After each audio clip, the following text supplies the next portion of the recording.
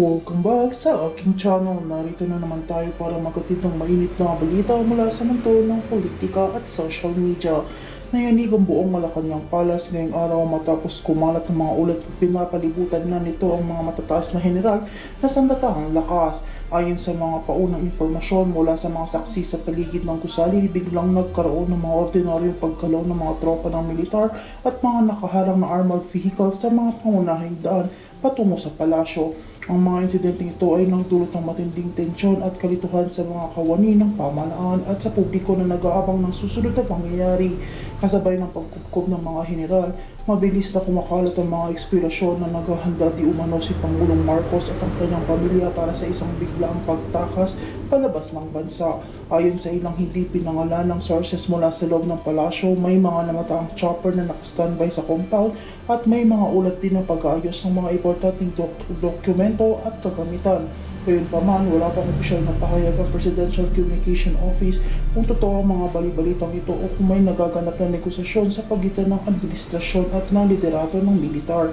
Kaya manatili kayo nakatutok dito sa aming channel. Huwag kalimutan mag-like, share, and subscribe para updated ka sa init na balita mula sa mundo ng politika.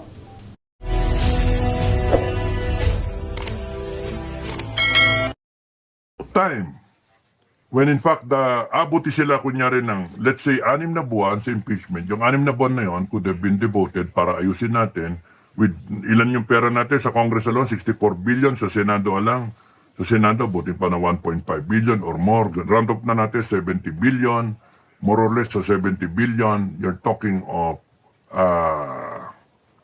wala pa dyan yung gasto sa botohan, wala pa. Kasi remember, may boto-boto yan eh. May mga mali-maleta yan, baka hindi na maleta, no? Yung mga babaliktad pa, no? Siguro yan. Magkano kaya ang bayad dyan? Ilang baka kaya ang bayad dyan? So the cost is staggering and it could have been used to improve our lives. 70 billion, mga kababayan.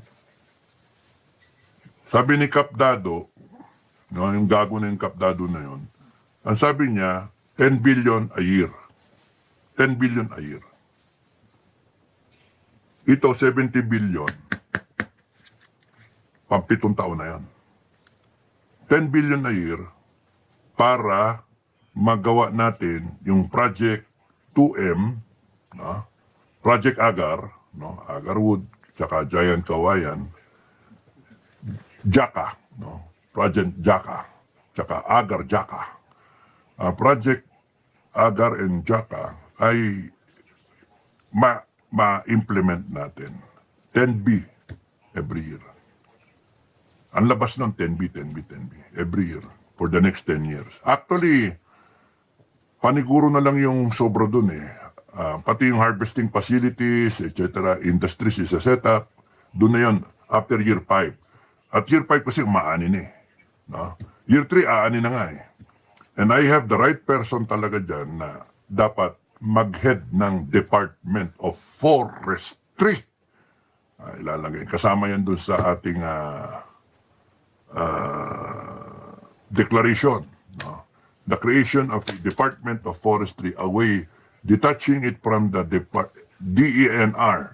No? We want a specific Department of Forestry na yan lang ang gagawin. Kasi yung department na yan na magpapayaman sa lahat ng Pilipino. Kaya gusto natin nakatutok dyan. Hindi maraming iisip. So, DNR sa mineral resources na lang kayo. Ganun. Yung Department of tsaka yung siguro, sige, yung mga ibang forest land na natural covered forest, yung ganun. So, DNR pa rin siguro. No? Pero yung denuded forest, yung forest na i-delineate naman natin eh. I-banda rito.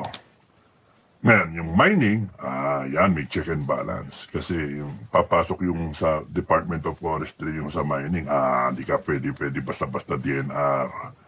Na ano. Tsaka, isa sa mga ating declaration is yung nationalization ng ng ating mineral resources, no? Owned by every Filipino. So, yun. Ang ano dyan, malayo tayo. Balik ako. Yung pinaka, ano natin is, ang laki ng ginagastos. So 70 billion that na estimated pa lang, would be already 7 years of our project 2M, and it will impact everyone, all Filipinos. At age 40, automatic yon. Pak, meron ka, pak. A grateful nation gives you, bang, awards you, enjoy nyo yung buhay nyo. At the age of 40, you have a choice. You live abroad, bumili ka ng property doon na de-develop ng bansa natin, or and be a dual citizen, okay lang sa akin yung pag kinakailangan bumoto ka na rito. Ganun lang. And then you donate, pagka kailangan mag-donate. Babayaran natin yung utang, hihingi kami sa inyo. Kailangan natin bayaran na yung utang, we are raising 20 trillion, kayang-kaya yon. 20 million Pilipinos lang yon. Natigwa 1 million. 20 trillion. Wala pa nga eh. Wala pa. Well anyway, kayang-kayang bayaran. At year 5, kaya na natin bayaran yung mga utang natin. May solusyon, di ba? I wish you would hear it sa ibang mga ano. I wish na pipick upin nila yan. I wish kung hindi, we have to be in government to implement it. Matitigas ang ulo ni Ebe. Saka masyadong marami ano. We need a revolutionary atmosphere para mapatupad yan. Kasi maraming laws na conflicting eh. Preventing you to bring about change. Kasi masyadong patong-patong yung mga batas, nagko-conflict with each other. So, tayo, as a people, ano lang, rescind, amend, gano'n lang gawin natin. Kaya pinare-review ko yung mga batas eh. Sa lawyer na ano ko. Ewan ko, kung tutuyuin ako, pagka tinayo ko, pagdating natin ng actual, wala. Ano tayo? Tameme tayo. Gusto ko kasi pagka-announce na natin, already tayo. Na book, dapat ganun eh.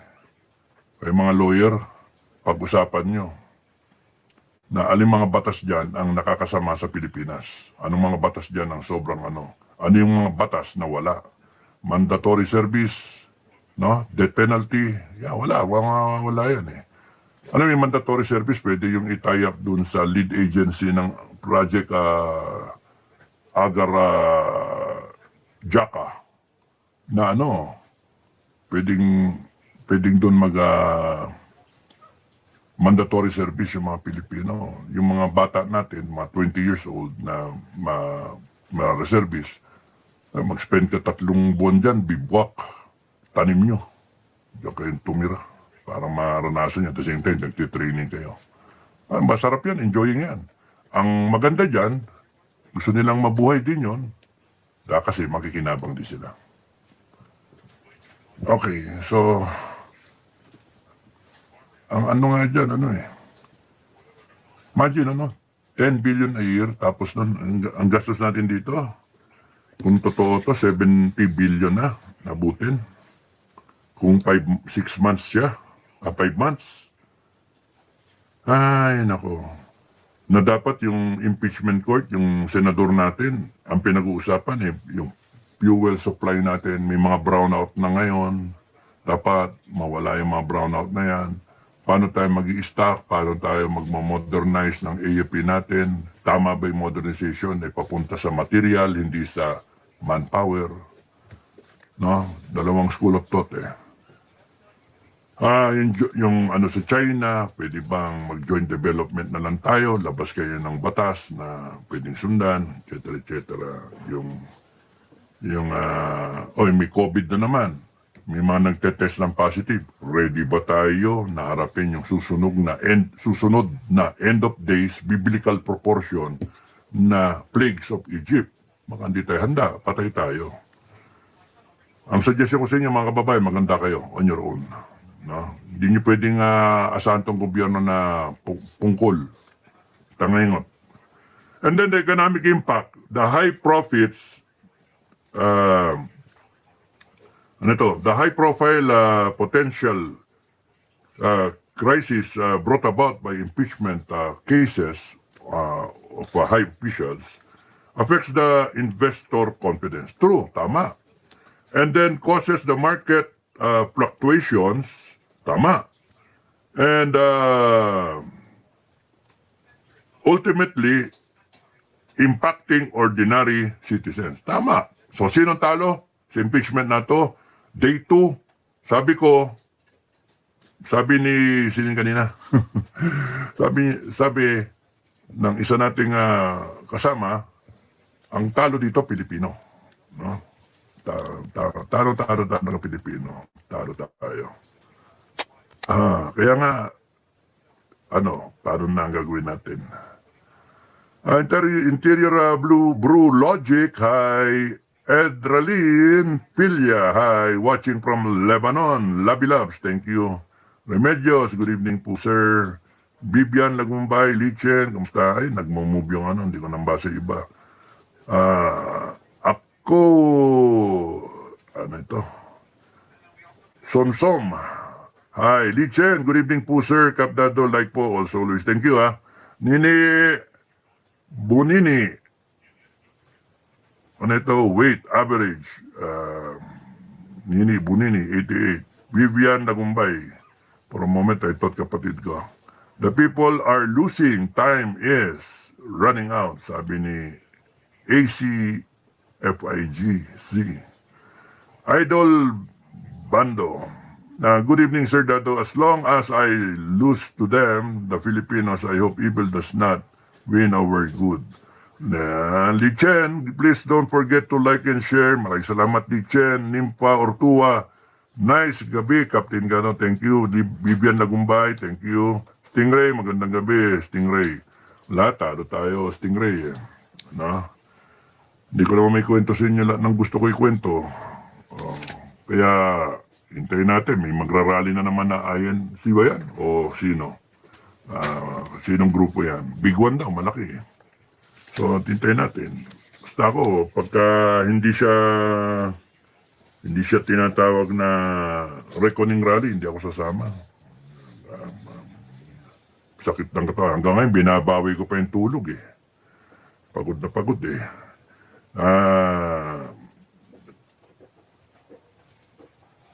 Plus yung huli, na sinasabi ko, meron pa pala, no? Una, yung peso cost, yung funding cost, no? And then, yung time cost sa atin. And then, yung economic impact sa atin. Apekto niya economics natin eh. Yung economy natin, pabagsak eh. No? Nagka-fluctuation yung dollar natin, pababa. And then, walang FDI, foreign direct investments. Turista, malabo. Kasi ang iniisip ng tao, pagka yan, ginilti si Inday Sara, aangal yung mga tao, and then baka magrebelyon.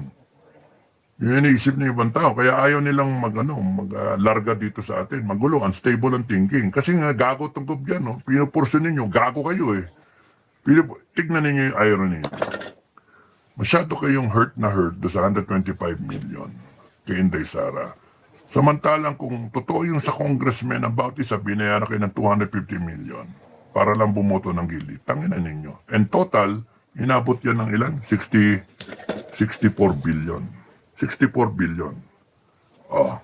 Tama ba yung arithmetic ko? 257 kasi yung bumoto eh. Okay.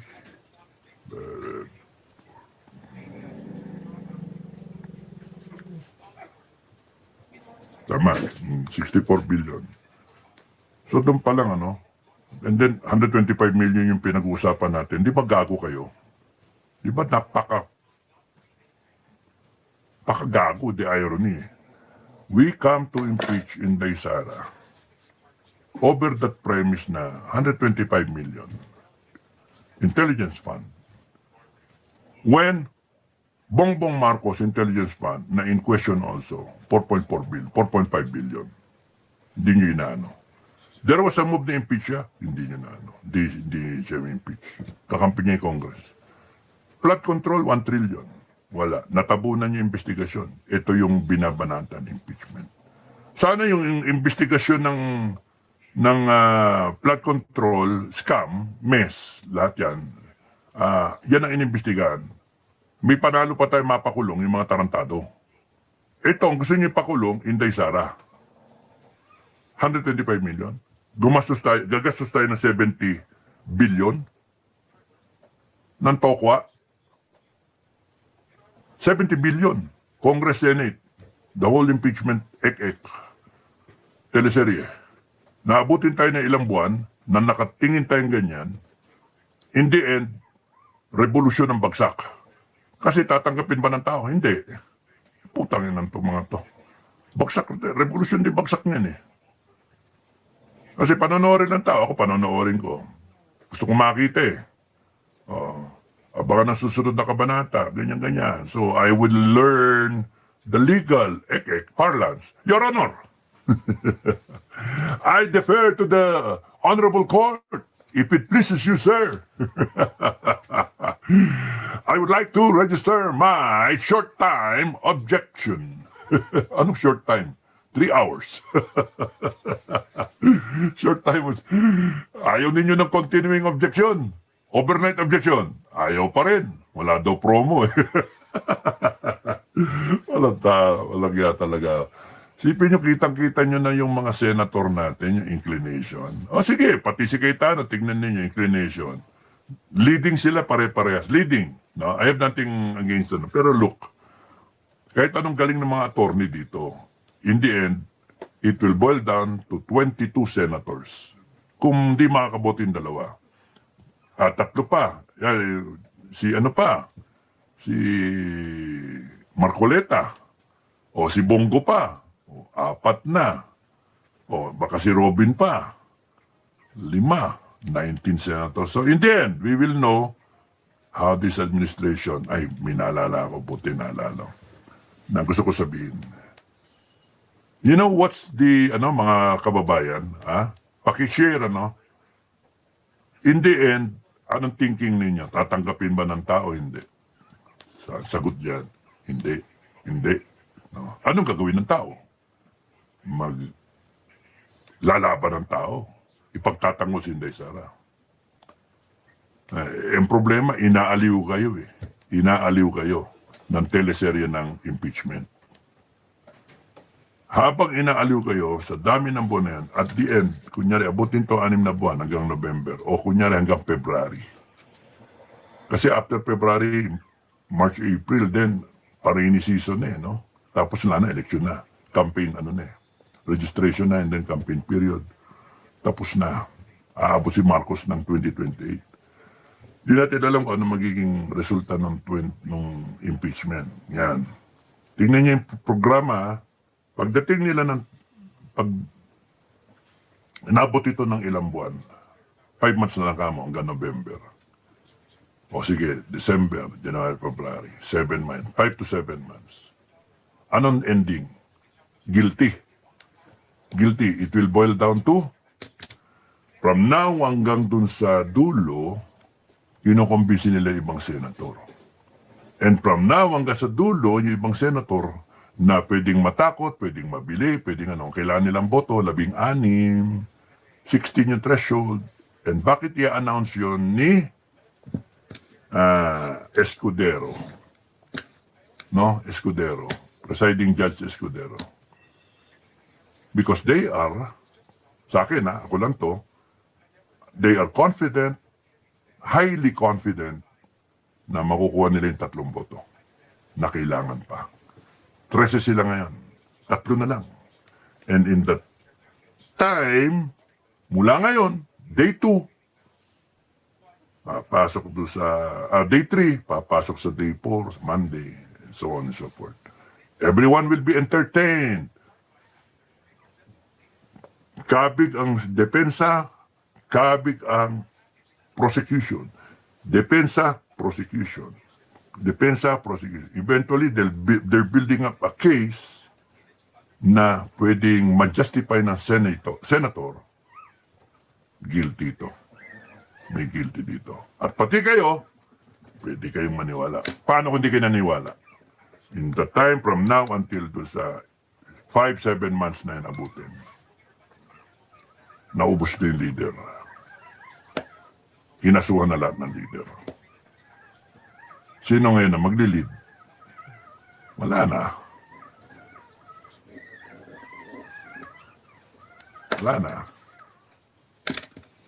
Kaya sa akin, mag-meet and greet na lang tayo, magkilala-kilala tayo, para pagka dumating sa punto na kinakailangan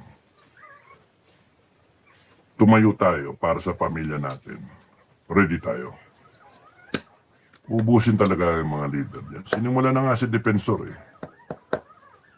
Marcoleta automatic yan para hindi siya makaboto, para hindi maimbestigan. Ni-neutralize yun. Isang hit, isang bagsak. May INC rally na we are one. Eh bakit walang pakundangan silang tinuluyan nila si Marcoleta? Ewan nga eh. Your question is as good as mine. Hanip eh. Ganon na ba sila talagang kalakas ng loob? Ano meron? Ano meron? Ano yung nangyayari? High level yun. Mahirap mag-explain sa inyo. No? High level yun. Ang ano dyan talaga, in the end, madali sabihin, hindi tatanggapin ng 32 million, lalabas yung 30 million. Sino maglilid ng 32 million? Eh ngayon niya, wala mag-lead eh. May leader na ngayon Walang gusto mag-lead. May leader ngayon. Paano pagka 5 months, 7 months from now, wala na talaga mag-lead. Eh naubos yung leader. Nakakulong lahat. Nakakulong lahat. Pagka nagkataon, ako lang matitira dyan eh. Hindi, nabi mga leader eh. Kaya tinatanong ko, may naka-meeting ako eh. Sabi ko, Sir, meron ka bang beng-beng? Meron ka bang beng-beng? Siyempre. Siyempre, mga military. Meron ka bang beng-beng? Excuse me. No, siyempre. Ano sir, mahaba o short? Short, sabi nga. Meron siya. Eskwala. Tapos na kompleto magazine. Okay lang. Enough to go with. May tao ka pa? Meron naman. Sabi ko, tara, labas tayo. Labas na tayo, sir. Labas na tayo lahat, sir. Tayo na tapusin na natin. Buwis ito eh. Nakakainis eh. Hindi pa kailangan. Kaya mga kababayan, yung mga nagsasabi, tapusin na. Yan ang kwento. Marami na ako kinakausap na wag na muna. Hawak pang hamisan yung kamay ko. Wag mo na, wag mo na. Hawak yung kamay ko, maigpit. Wag mo na, para akong lalayas eh. Sisigaw ko eh. Evolution! Kailan, evolution na, evolution! Sabi ko eh. Wag mo na, wag mo na. Hindi pa kinakailangan eh. Sabi ko, ma-extinct na yung dinosaur eh. Evolution! Di ba, wag mo na. Ikpit na gawak sa akin eh. Wag mo na. Laylo ka lang, laylo. Okay. Ay, lako. Yung iba naman eh. Ano sir? Pakalan natin. Hindi kaya, mga junior ba? Ano, mate? Banata natin.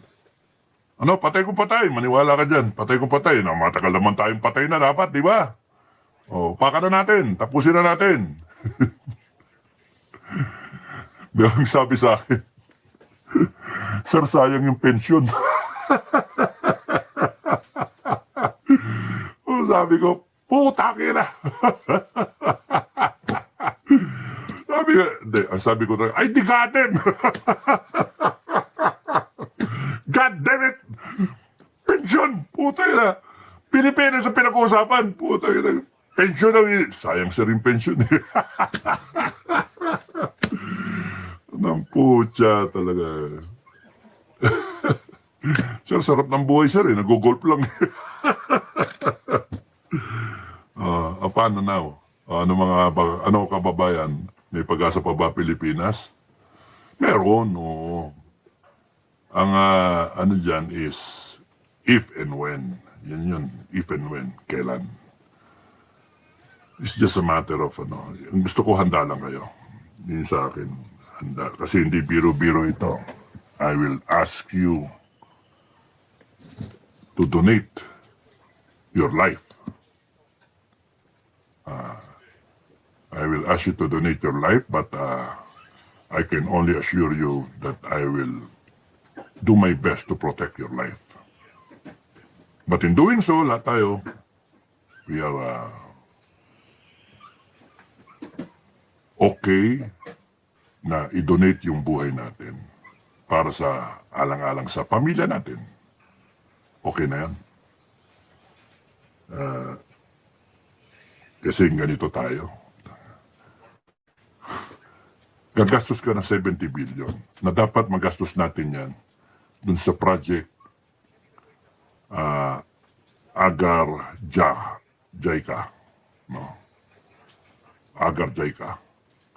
Agarwood Giant Kawayan. No? Na 8 milyong hektarya matataniman natin. In a span of, let's say, 8 years. Full basis yan in 8 years. 80 billion yan. Ito, pinag-usapan, gasto 70 billion. Isang bagsak. During the impeachment trial, lahat-lahat. Nagsimula sa Congress. Imagine the waste of money, talo tayo. Samantalang hiningi ko nga dyan eh. Sige, kahit 70 billion, ito, match na rito. 7 years, kumikita na tayo. At mention na natin ang bawat Pilipino mayaman. We make a law out of it, we make a department out of it, we put the right people out of it, and we anchor it sa ating mga reservists. Another department of Homeland Security.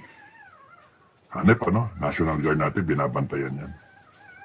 Panay mga reservists, barangay reservists, nationwide, kung nasaan yung mga plantation ninyo, para sa ating lahat, future generation. Yun yung motivation natin, mga kababayan, na walang Pilipinong mahirap, mayaman tayo lahat. Nang ng putya yan. Ito, 70 billion, isang bagsak para la-impeach ang isang opisyal. Putang na yan. Hurt na hurt sila. Wala naman. Magkano na yung ninakaw? Magkano? Ito pa lang ang gastos 70 billion. Yung flood control, nakawala na, natabunan na. Mawalang yan to eh. Kaya sa akin, ang dulo nito talaga is evolution. Ang dulo nito, mag-e-evolve ang Pilipinas. Yung ayaw, huwag nyo. Maiwan kayo. We will make sure we put you on an island. Mareklama kayo eh. We put you on an island, huwag nyo kaming idamay sa katarantaduhan ninyo. Ang masusunod dito, kami. Kami ang masusunod dito. Kung kinakailangan namin, burahin lahat ng batas na yan na pinagmamalaki ng putang na ninyo na ginago kami, binaboy kami.